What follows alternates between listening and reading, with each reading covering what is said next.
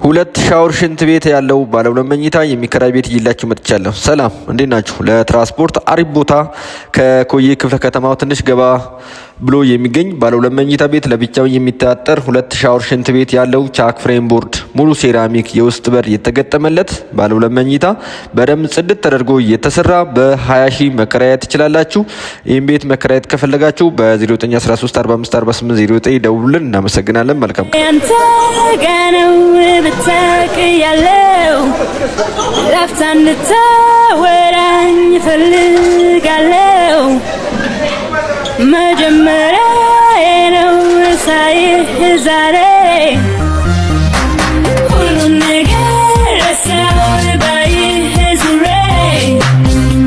ምሽቱ ውብ ሆኖ በጨረቃ ድምቀት ብማረክም መረጋጋት አልቻልኩም።